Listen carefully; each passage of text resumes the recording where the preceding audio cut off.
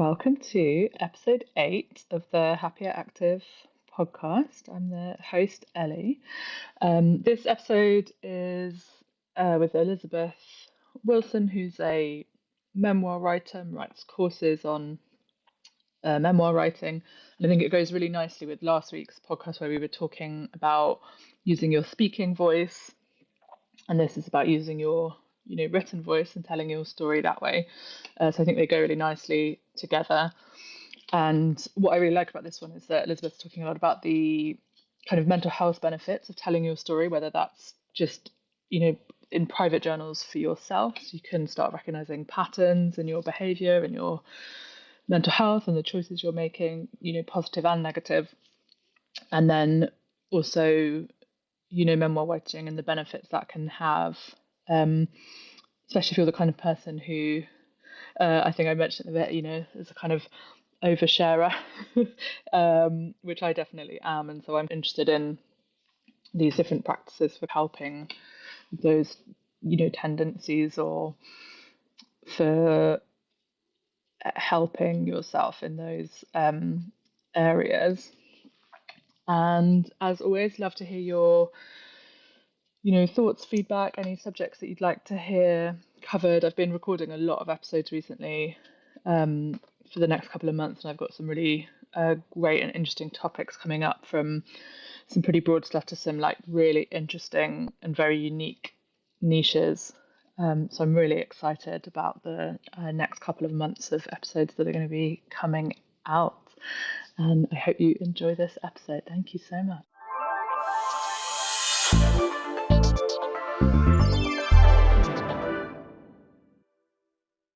There are many ways to find your path to better health and happiness, and what works is highly individualised. So my philosophy is that most people are more likely to find that if they're active participants in their own journey. So this is a space to start exploring some of the rich and varied areas in which people practice, so that you can start thinking about what resonates with you and discover new or different practices to either start or deepen your health practices. And today we have Elizabeth Wilson here. So why don't you tell us a bit about what you do? Oh, thank you so much for having me. And I love what you said about the active engagement in your own process, because I am currently working on my memoir. I help other people write memoirs as well, tapping into those darker stories, what kind of lessons we can glean from them. And I have to be honest, I've been in therapy off and on for a number of years, but I have not experienced the personal growth, the reframing of old beliefs, the changing of toxic habits like I have in going through the process of working on writing a memoir. It was so eye-opening for me to look back in all of my old journals in the process of, outlining the memoir and starting to write the memoir, and seeing the way that I was just rehashing these old cycles, that I was making the same choices over and over again that didn't lead me where I wanted to go. And it really forced me to confront some of those aspects of myself that I had been able to ignore. But when I was looking at a bigger kind of time frame, right? Looking over the course of multiple years and seeing how at the end of the day I was doing what others expected of me, even when it stood in contrast to what I wanted or felt like I needed. So a lot of people-pleasing stuff, or, I really struggled with alcohol use, especially in social settings, in order to feel comfortable, and feeling like I couldn't show up as myself. If I showed up as myself, then that was too scary. They might not like me. Oh, but I can be this bubbly, happy-go-lucky, less anxious person if I've had a couple of drinks, and that seems to go well. So that's what I'm going to keep doing, even though it's racking up my anxiety in the off times and messing up my sleep, and I'm not happy about how I'm showing up as a mom. So yeah, a lot of it was very confronting. And so I have sort of played a very active role in my own recovery. My therapist even said, because I was in therapy while I was working on most of my memoir, and she said, you're making such advancements in therapy because you're basically putting yourself through immersion therapy at the same time, by reliving these stories and going back into them and seeing what lessons there were to glean from them that maybe I didn't have the perspective for at the time, because you're so in the trenches in those moments, especially the really tough moments. But to be able to go back and look at those things and actually be able to glean the gems from them, to like say like, oh yeah, that was really rough, and look, that's a moment I actually stood up for myself, so go me. Yeah, that is so interesting, like those patterns. And I wonder as well, because having that record of how you felt, I think sometimes so I'm very bad at journaling, but when I have occasionally done, and then your memory maybe 5 or 10 years later is quite different because of what's happened since then, and it can be quite interesting but also pretty confronting to see that you actually felt completely differently at the time than you remember now. Absolutely. So I have an example of this in the course of, so when I started my memoir, I was married, and over the course of writing the memoir, I got divorced. Oh wow. And there was an aspect of that was in the like reflecting back of the last couple of years. I could really see the ways that I was not feeling appreciated, that my needs were being neglected, that I had continued to try and push for improvements, therapies, different sorts of ways for us to get back on track, and there was little to no engagement on the other side. And so we ended up getting divorced, and in that moment of being in that low place of like, oh, I've failed, oh, now my daughter has to live, you know, as a child of divorce, and what is that going to mean for her, you know, just really heavy feelings. It was easy to think, and almost protective to think, oh, well, maybe we were never like as in love as we thought we were, right? Yeah. And I had some pretty like strong recollections. Like I knew even at the time that we got married that things were already a bit on the rocks in some aspects of our relationship. And I knew that to be true. Like there was already like physical evidence of that. But I really wondered if we had ever gotten to a place of like being like, oh, I'm so in love with you. And I looked back at the last journal entry I had before I knew that things had kind of spiraled off. And it was a journal entry about me reflecting how my ex-wife had said, you know, oh, I'm so in love, blah, blah, blah. And I'm like, oh, she did actually feel that at one point. Like I wasn't delusional. I wasn't just pushing this thing forward because it was something I wanted, you know, to like check the box, or because that's the next stage in life, you know, you live together or whatever, you get engaged, you get married, you have a kid, you know. So that was a big reframing for me, because I had already rewritten the story in my head as, oh, it was just something I want. I see the potential in people, and I clouded my own judgment thinking that what I saw was actually like true, you know, love and interest on her part, and really it was just me seeing that potential and pushing it forward, and her just not resisting any of it. Yeah. So that was a big like reframe for me, and I can see why my brain did that, because it's less scary to think that, oh, well, we were never actually there. Like people don't actually fall out of love. It just wasn't real in the beginning. Yeah, and that's quite self-protective. Right, exactly. To then be confronted with like, oh no, I did actually believe that, and she believed that, and we still got to a point a decade later where we couldn't get back on the same page. Yeah. And that's hard. Yeah, and I guess that is then that thing that I think where people often get stuck, because it is really hard, is that bit where like, even if you're, so not necessarily in that circumstance, but like even if you are like a victim of something bad, there are still things that you've done that contribute to making your situation worse, and it's quite difficult to talk about because you sound like you're victim blaming, which you're not, but also it's really difficult to start unpicking that of like, what have I done that hasn't helped an already bad situation, and unpicking that, and those kind of seeing those kind of things like written in black and white that you've written make it harder to be like la la la la la. So I imagine, Yeah, but that probably relies on having a really good therapist who you really trust to work through that. Oh, For sure. I mean, when I work with people who are writing their memoir, I do like put lots of caveats of like, I am here to hold space for these things. I am here to be a sounding board for you. And also, I highly recommend you be in therapy. I mean, I have to tell you, Ellie, like at multiple times while I've been working on the memoir, I've been surprised at how things have like emotionally affected me, even when I thought I had worked through them. So back in, I guess it was last April, I was doing kind of a rework of my outline. I'd already written a full manuscript. I thought it was done. And then I looked back at the outline and it just had too slow of a start. Meaning I started the story too far back and I needed to start it like closer to like the what they call the inciting incident, right?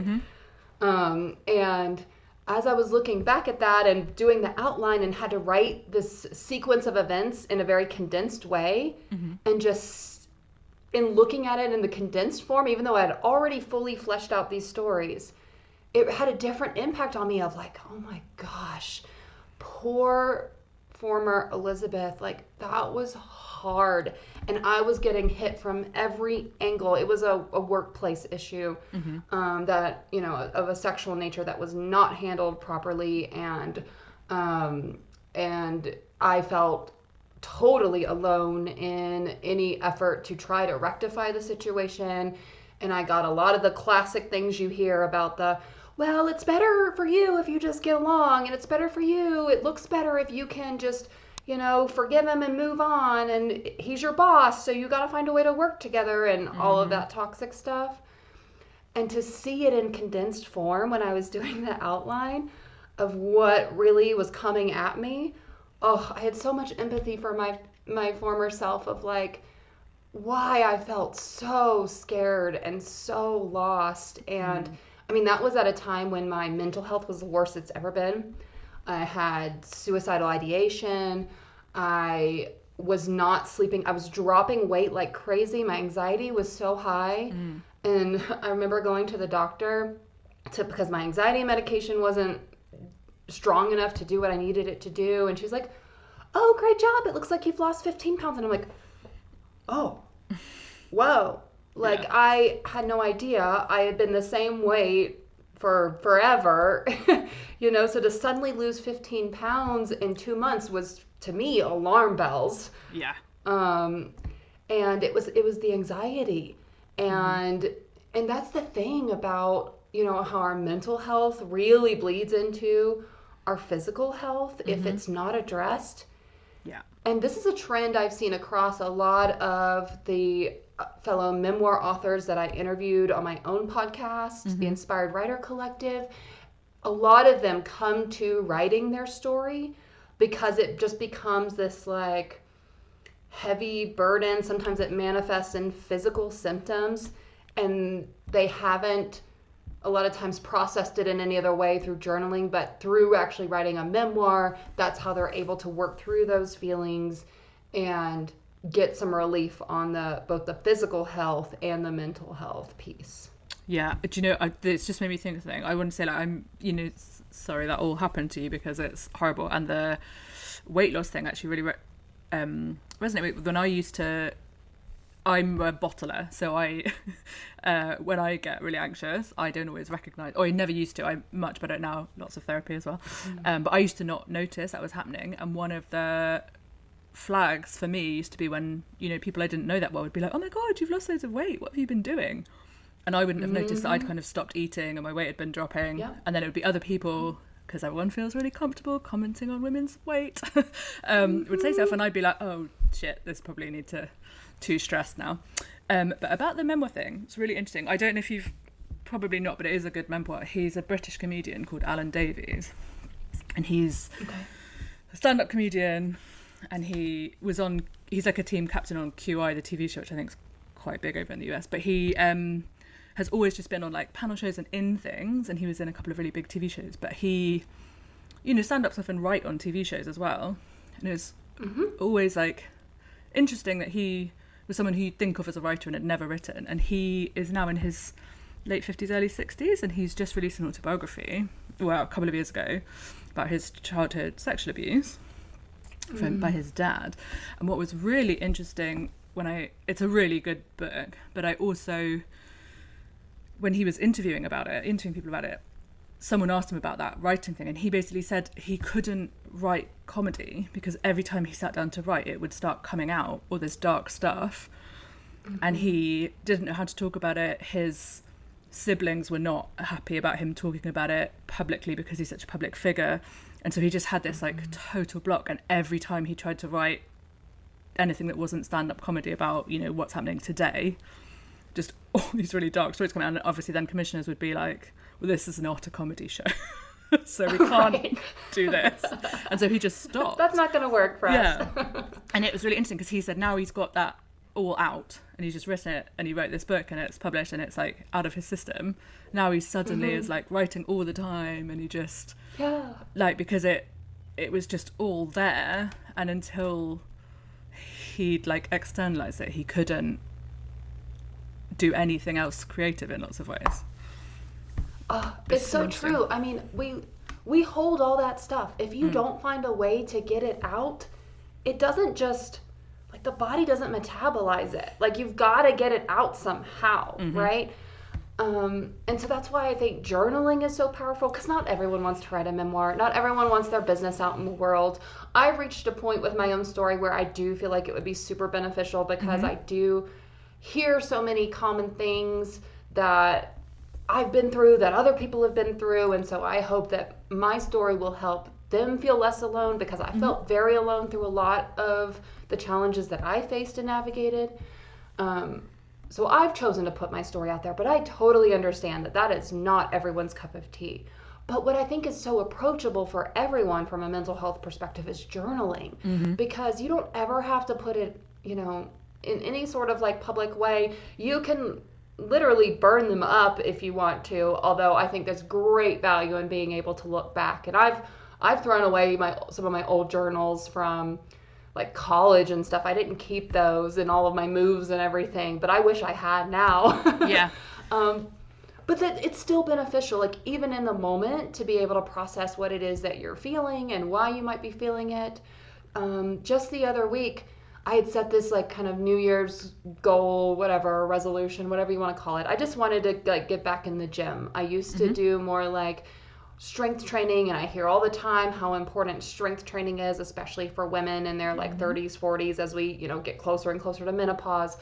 And I'd been running, but I really was craving, you know, doing some weights. But I was telling myself that like, I'm not super disciplined. Like, I've tried those practices before and I haven't been great about sticking with them, and I require a lot of accountability of like, who's going to the gym with me?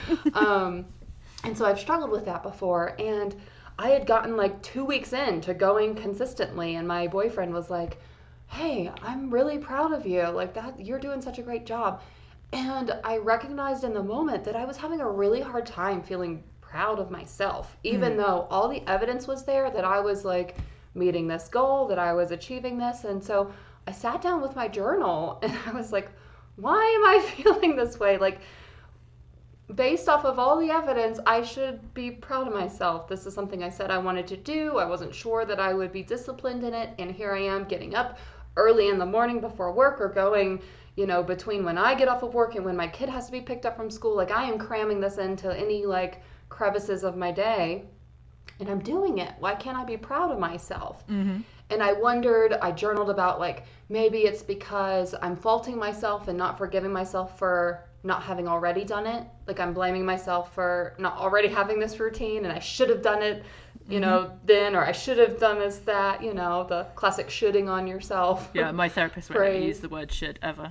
I'm getting better at that, but I'm not. It's a work in progress. Ultimately, I ended up realizing in the next like day or two that it was just where I was in my cycle. You know, that point where you reach that week where it doesn't matter what you do, you feel like everything is garbage, and it's not enough, and don't anyone try to give me a compliment because I can't take it correctly. And so that I did come around to being proud of myself for my achievements. But I think it's really helpful to have a way that you can sit down and process, you know, those feelings in the moment, because a couple of days later, I wouldn't have had access to that feeling, to dig into it, to wonder if, you know, and let go of the fact that, yeah, I haven't done it up till now. And there's a reason I haven't done it much since having my kid. Like, life has been insane, and I can forgive myself for that. And I did forgive myself for that. And only in the process of journaling through that did I come to that place. I think that's so interesting. So I've tried various times to journal. I really suffer with like blank page syndrome. That is a real struggle for me. So I have got a couple of like guided ones that I want to start trying with. I think for me, my approach tends to be like, what am I feeling right now? Yeah. And just owning whatever that feeling is, whether it's positive or negative, and exploring that in various ways to whatever degree I feel capable or willing to do that in the moment. Because even just looking back and seeing that cycle of feelings, is really helpful for me in recognizing, patterns that are either helpful or not helpful. Like, oh, this was a time period where I was exercising regularly and I generally had a more positive mood. And when something, more negative happened and I was, down in the dumps, it only lasted for a day or two. And then I was able to pull myself out of it versus, oh yeah, this is the winter time and I'm not exercising as much. And I get stuck in these kind of ruminations for a week at a time. That's really helpful for me to see. But yeah, I think certainly a lot of the positive self-talk can be really intimidating to like come up with things. Even the recommendations of the gratitude list, a lot of people will, feel a lot of pressure of like, oh, let me get this right. And so I just try to find ways to where like there's no right or wrong to what I'm writing. It just what is, who am I right now? Like right now, I'm excited to be on this podcast. I'm excited to get this message out so that hopefully other people will feel encouraged to write down their stories and just examine those different aspects of themselves that they may not regularly have an opportunity to tap into outside of maybe like meditation. So that's what I would write in this moment, And I also sometimes do these fun little prompts of writing from my future self's perspective. And I learned this from doing like a yoga and writing course that was held locally. And I got such good results from it the very first time I did it that I've revisited it a number of times. And the very first time I did it, it was pre-separation. I did not have the divorce on my radar at all. But the prompt was to write first the prompt was to write from the perspective of your 8-year-old self talking to you present day about like how they feel about you now, so it was a lot of, oh my gosh, you're actually doing a lot of the things I really wanted to do. And for a while you were doing other stuff that seemed like it was what everyone else wanted, but now you're actually kind of digging into this really cool stuff and I'm happy for you. And then we were prompted to write from our 90-year-old self. So kind of looking back on a big, perspective of your whole life. And that one was so therapeutic. I ended up writing about how like I was on the precipice of this next big thing and I didn't know what it was yet. And that was a good thing to not know yet, because otherwise my future self knew that I would fret about it and worry about it and hold myself back. But it was all going to be great. It was all going to work out to my, for my best. And I understand this is all very generic speak, right? But it's still very impactful to like tell yourself that in the moment. And then when I looked back on this journal and 3 months later I'm getting separated and divorced, and then I end up dating one of my good friends, and the rest is kind of just the ball started rolling, right? It's like, oh, I was tapping into something of like, I'm not going to be stuck in this place forever. It doesn't always have to look like this. And it was just a great reminder from my, future self, quote unquote, that there's always another chapter. There's always ways that we can, push past those boundaries we've set around ourselves and choose something different and better for ourselves. Yeah, I think that's really interesting. And I think sometimes something subconsciously, and so like having that kind of prompt can like pull that out, because it makes you think about it in a different way. And it's like you said, even though it's like in quite generic terms, it's definitely telling you something about something that you're feeling that you haven't quite admitted to yourself consciously yet. It's really interesting. Yeah, and there's so many times that like you said, like that we intuitively know that we're doing something good in our lives, even if we aren't seeing the results yet. So in some of my more recent times where I've written from the perspective of my future self, it's been encouragement to like just stay on this path. You know, I've had the podcast going for a year now, and I started the memoir course or program where I work with a small group of people to help them on their memoirs. I've been working through my edits, and at times all of this feels like drudgery and like, oh, am I really getting anywhere? But that future self piece reminds me that like, no, this is inherently good. Like, this is in line with your values. This is in line with the message you want to get out into the world. And so even though it feels like drudgery some days, or even though you're looking for tangible results and they aren't easy to find at this moment in time, like, you are still doing the right thing, and you have to just keep going. I think, like, I kind of have the impression, and it probably is if you're someone who's into writing or memoir and journaling, that you have to, like, be quite introspective about things to process them. And so it's quite a helpful way because it's active. It's not just like, which I think was what used to happen to me before I started doing therapy, and it's why I think I'm interested in journaling, is that if I just sit still for too long, it just is all like looping in my head. And it's not being productive, where at least if you kind of get it out, it's down on a page, and then it's like a physical thing that you can look at, and it's slightly excised in a way that some people find meditation does that, or I don't know, long distance running seems to be a big thing for lots of people. Sure. Yeah, that trance-like state you can get into, and it's easiest to access that through handwriting. So I know there are tons of apps nowadays that like have a journaling prompt, and you can type in. I'm a manual kind of guy. I am too, and there's been all sorts of research about how that works with your brain differently, because you have all these words that maybe are coming in your head, but you're having to condense them because you can't write as fast as you think. Then you're writing more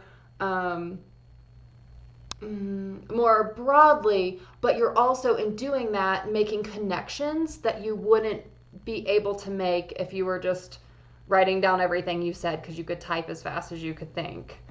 So there's all kinds of research about the complexity of the thoughts and the ways you're able to make connections through handwriting that are just not accessible to you if you're typing or dictating, or like even doing like a video blog, or something like that.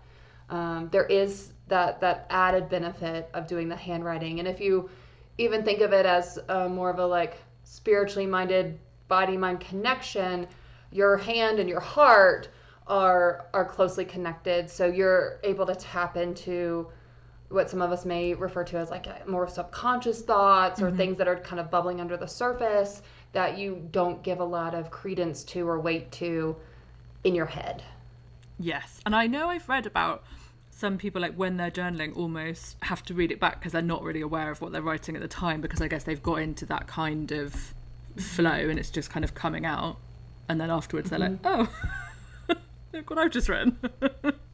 Yeah, it's kind of amazing. I definitely feel that when I do the prompts about like the past self looking on me now, or future self looking back on me. When I'm merely just writing about my day, or trying to like, of course, as a memoirist, I'm trying to capture all the present day stories in a way that I can refer back to if I ever want it to appear in a short story, or write a memoir about it, or personal essay or something. So those I am more like aware of as I write, but the future self ones, I'm like, what did I just write? Because it's not really me writing it, right? Like, I've already taken myself outside of my body, and I'm trying to like channel and write it from this like different perspective. Yeah, that's so interesting. Yeah, I'm a very manual. I mean, you can see behind me. I'm like a physical books and a. Yes. Same. And it's funny, like when I do courses, sometimes if there's a lot of reading, I have to go and print it all out. I don't take things in if they're on a screen in the same way. Like, I really need it to be in something physical that I can touch, basically. I'm the same. Yeah. And then I wanted to touch on that like blank page syndrome you talked about, because I buy journals because they're pretty and they're like pretty thick a lot of times, and I would have all of these like, a quarter of the journal would get filled before I'd stop. Like, there was like this level of intimidation of, how am I going to fill this thing? I have switched to these like handmade from, I don't know, they're made on like rice paper. I get them from my like local fair trade store. They're tiny little notebooks. And I basically, even though I write pretty regularly, I can usually fill a journal of this size in a quarter of the year. You know, so I can use this for about 3 months, and then it's full, and then I move on to the next tiny journal. And something about the size removes that intimidation for me of like, oh, there's so many pages here to fill. Whereas I have other notebooks that are, you know, much thicker. I see a lot of journals that are, you know, maybe like a ½ inch thick or something, an inch thick, and mine are very small. And that helps, at least for me, to remove that like intimidation about, oh, there's so much space here. What, do I really have a lot to say? Yeah, I think that's a great tip. And I'm also like, it's always nice to be able to buy more stationery. So it gives you a nice excuse to go and get more pretty books. Well, and I like that they're small because then I don't feel the guilt that comes with when I find an old journal that's only half filled. And I'm like, ugh, well, do I repurpose this? Do I tear out those pages and turn it into something else? Do I, you know? So like, I feel a sense of accomplishment now when I get to the end of these journals, and they're all different papers. So then I have this beautiful layout of, you know, all these different journals that are aesthetically pleasing, and the paper is textured. So there's a nice sensory thing that happens when I'm writing, and I use my favorite pen. So yeah, it just gets to be like a whole experience. Yeah, I think that's a great tip. And I also think, yeah, even some of the ones that I've had before that are like prompts, but they'll be, yeah, like that thick, and you think after like a couple of weeks, if you're struggling with it a bit, then you think, oh my God, I've like set myself up for like a year more of this. Rather than it being like, yeah, if it's smaller, it doesn't feel quite so much like a huge project that you've set yourself that's never going to end. Well, and I was at the store the other day and looking at what they have in like the journaling section, and it's, you know, there's all these, you know, journals that are created now and marketed, and they have a prompt for every day. And I don't know, like that to me is just like way too much prompting, in the sense of like, I don't always want to write what someone else is telling me to write. I know. Sometimes I just need to do my own. Yeah. Yeah, I think I've got one that I'm going to restart on Monday that I was really enjoying, because it was like a good mixture of like mostly blank pages, but like once a week. And then it would have like a thing that was like, if you're struggling, you know, this is like a theme to start thinking about, or like, but it was much looser, but it was definitely a bit more, so that on the days when I was like, it's like, oh, there's at least something to like get you going. Because even if it was just like, when was the last time you went outside, or, you know, and then it suddenly like unlocks a whole trail of, rather than those ones that can be quite intense of like, what are your hopes and dreams? And you're like, oh my God, it's Monday morning. Who's your hero? Who do you admire? Yeah. Yeah, and because I think with those ones, sometimes what I struggle with is like, oh, it's Monday morning, and like the baby didn't sleep that well last night, and I cannot have this heavy thought. Like, this is too much to think about. So then you just don't do it. Exactly. And then it goes back on the shelf. And then 6 weeks later, you're like, no, I like what you described. That feels like a lot more like just scaffolding, right? Yeah. Like around the journal, versus like, you have to do this in this way, or you have to write about this today, or whatnot. So that sounds way more in line with what I've come to with journaling. Yeah. But I want to say, just in case there are people out there that feel this way, I certainly know people that feel this way currently, and I used to feel this way, like, about putting my words onto paper. I used to have a lot of fears around, what if someone reads this? What if, you know, like, I don't want to put this down and commit this to, like, I don't know, history, I guess, in a sense. And sure, that fear is legitimate in certain situations where, you know, if you don't have those boundaries or that respect from those other people in your house, or that have access to where you store your journals, like, that can be really scary. And you may be in situations where that's not safe. You know, I'm thinking particularly like DV situations or whatever. But for the most part, that really is a fear that just lives in our heads and keeps us from writing it down. you are absolutely welcome and should change your mind all the time about how you feel about certain things. Yeah. And even getting to see that progress for yourself is so valuable and enlightening to your own experience. As I've already kind of given some stories about, oh, I felt this way and now I feel this way, and I thought I always felt that way, but now I can see that there was a shift, there was a gradual, inching closer to this side, and then of course letting yourself be wrong sometimes. Like, we don't have to always be right, and there's some grace in that then we get to bestow on other people, as we use it for ourselves. Yeah, and I think it's so interesting that because a lot of that's probably like internalized shame about feeling embarrassed about what we think and feel, and I am a big believer in most sort of shame in particular is dissipated by being brought to life in light, in the same way that a lot of anxiety is. Like, often if you're really anxious, if you say the things out loud instead of thinking them in your head, you realise how ridiculous they sound. But when they're in your head, they feel like this big, bad, awful thing. And then you say it out loud and you're like, oh, that sounds... I don't know why I've been worrying about that for 3 weeks, because it now sounds absolutely insane now I've said it out loud. And like a lot of shame is like that as well, I think. And so almost that worry about other people is much more about how we feel about... not confident about how we feel about our own thoughts and feelings. I was really nervous about writing out that workplace incident, whether you want to characterize it as sexual assault, sexual misconduct, wherever it falls on that spectrum. But, and it was a lot of that shame-based piece of like, oh, if I write this out, like, am I going to see that, like, it was my fault, that, like, I'm accountable? But as you spoke about earlier, when I actually wrote it out, like, I did it separate from my manuscript because I wasn't ready to commit it to the manuscript yet, even though you can always edit and change. But I needed it to be in like a totally separate place. So I opened like a different Word document and just typed the story as true as I could ever tell it. Right.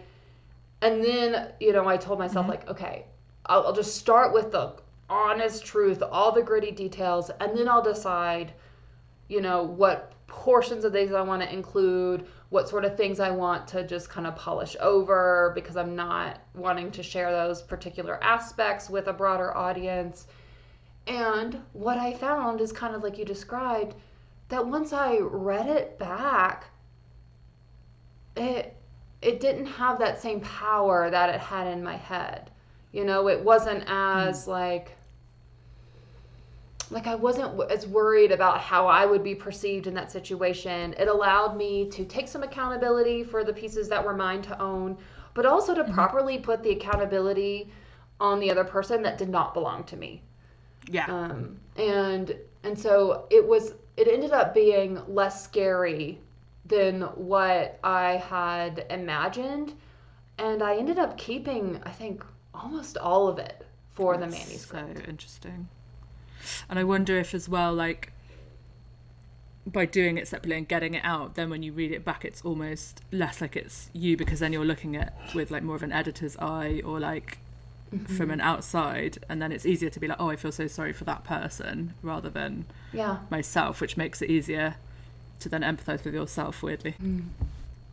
Yeah, and even there were some stories I was struggling to write, and for a period of time that is covered in my memoir, I wasn't actively journaling. And so I did go back and end up using my journal as a way to like not feel that pressure of writing the story for the manuscript. There was like a safety I felt in being able to just put it in my journal and then decide to what degree it had a place in the memoir or not.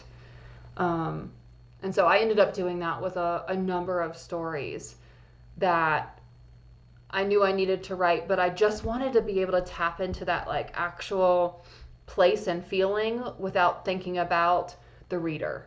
I needed to just do it for me first without having like any like thought about how it would look or how I might edit it or what someone else might perceive it as. So doing that in my journal gave me enough separation that I felt like I was able to tap into the heart of the story.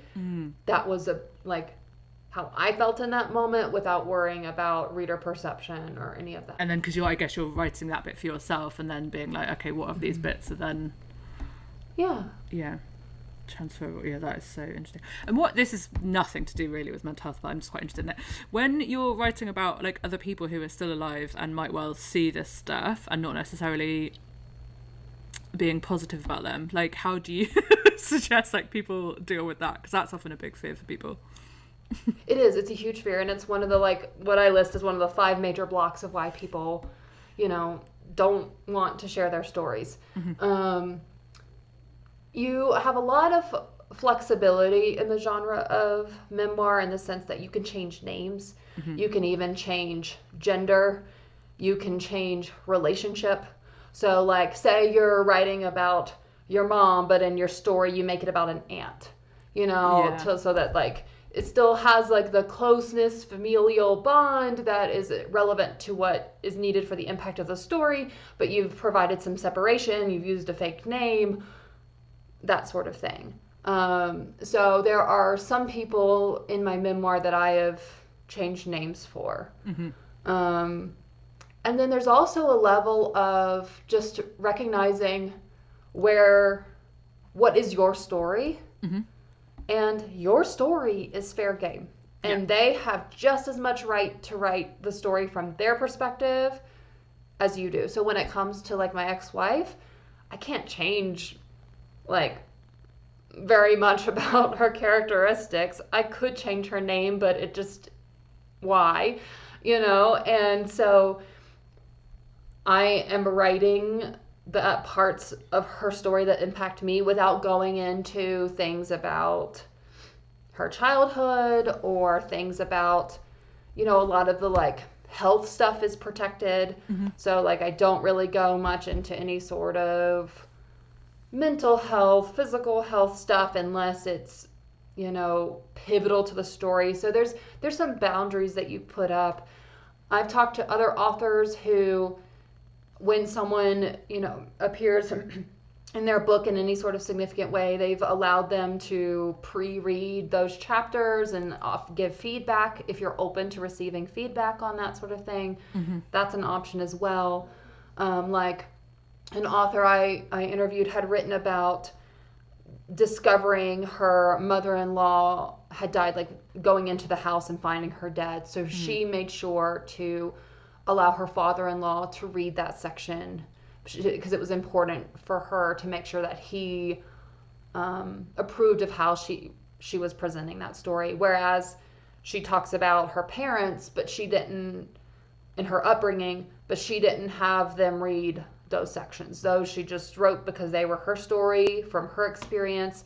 And you can add a lot of caveats of, like, this is how I perceived it. Yeah. I mean, I hope that's how it's coming across in my memoir, with the way that, like, I'm presenting my marriage of, like, this is how I felt. I know there was other stuff going on in her world, in her head, that she didn't allow me to have access to. Yeah. So it's not that, like, anyone has any sort of fault.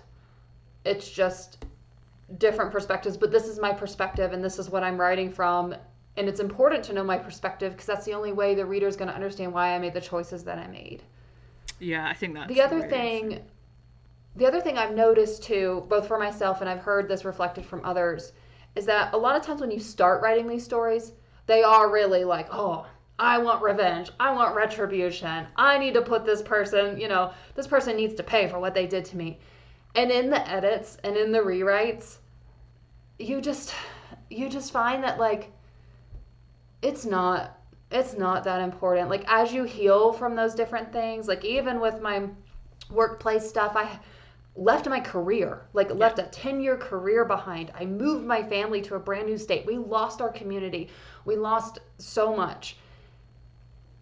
And I would have never taken that leap. I would have never left the job that was, like, slowly killing me for other reasons if that hadn't happened. So there's, like, gifts and blessings in it too. Yes, and I wonder if when people are doing that first draft that's really angry, that's almost like what you did as a journaling exercise. Yes. And then that reflecting's happening in the edit, rather than because you regularly journal, you're kind of getting that first draft almost out the way in your journals. So you're coming to it almost as a second draft in some ways, because it's already, the raw emotions already out in the journal. Right. So you can get past it now because you've gotten those out. And even when I first outlined my memoir, I thought I was going to include some stories from my childhood because, sure, how we're raised really impacts how we view our world and whatnot. And how we parent. And ultimately, yes. Are in our marriages. Yes. And so, but now I've cut them. Like, Yeah. I wrote them, I got them out, I understand myself, I understand my story because of them, and I can work that in various degrees, but I don't need to tell those stories. Like, I'm not trying to say, like, oh, because my parents did this when our cat died and I felt alone in the grief and I wasn't sure where to turn to, and this was my first experience with depression as an 8th grader. There's other ways to show that, and it just ultimately isn't relevant to where I am in life now. Yeah, that is so And I think a lot of people come through that in the writing process, which is one of the reasons why it's such a gift to yourself. I would argue, like, beyond journaling, even if you just write your story, whatever you want to call it, and no one ever reads it, even just figuring out how your pieces go together to have built who you are is so foundational. Yeah, well, I'm sure that's why, like, literally the first time you see almost any therapist, if you've got something you can't get past, they're like, well, at least do a burn letter. Like, because it is just that, like, getting it out is half of the thing. Because especially if it's something that's holding you back, that's just in your head all the time, it's the thing that you're always waking up at 3 a.m. thinking about. It's the thing that, like, somehow exercising it from yourself is really important. Yeah. I mean, it just festers and builds up. Otherwise, it doesn't go anywhere. Oh, this has been so interesting, and thank you so much for being so, like, open. Hey, it's a benefit of journaling. I don't really feel scared of my own stories anymore, right? Yeah. Like, they don't have that power over me anymore. Like, I would be so filled with shame to have to say some of the stuff, back in the day. But I've processed it, and I've recognized the value of my stories and the hopeful impact it can have on other people, and knowing that they're not alone in feeling that shame as a mom who's drinking when she doesn't want to be because she's dealing with her social anxiety, or, that person who's been, undervalued at work, and how are they ever going to break through? And then this other incident happens and they have to totally change their lives, and what in the world are they going to do next?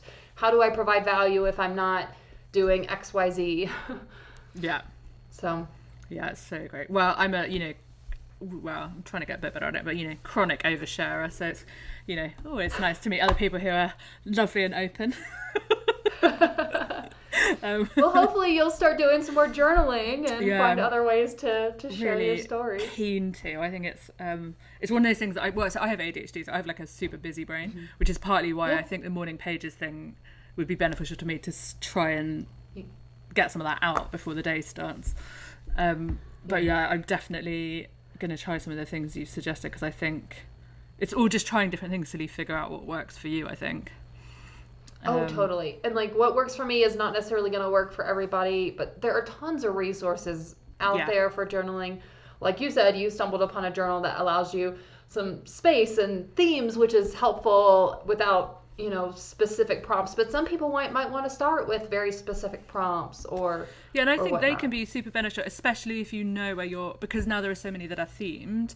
If you kind of know where your blocks are, you can almost always find a journal that has that, like, specific niche theme that can probably help you work through whatever that block is for that. There's loads for, like, self-esteem or, like, sport. I mean, literally anything you can think of, there'll be a journal with that, and that can be really helpful to just kickstart things, because it might ask the questions that are going to find those little weird roadblocks that you've got that you didn't even know were there. Yeah, and ultimately, as long as you're listening to your own, like, intuition and inner voice about, well, today I actually need to write about this, or today I think I should do this kind of exercise in my journal, then it's actually, all good. There's so much good. I've just realised that something that might be helpful for me would probably be to have a couple of them but not use them, but kind of, if on a day when I've got the blank page thing, is just flick through until I find a prompt I like the look of, but use that in a, instead of just going, oh, well, I can't think of anything to write, not going to do it. Yeah, sure. Yeah. Where can people find out more if they're interested in doing some memoir stuff because it sounds so interesting.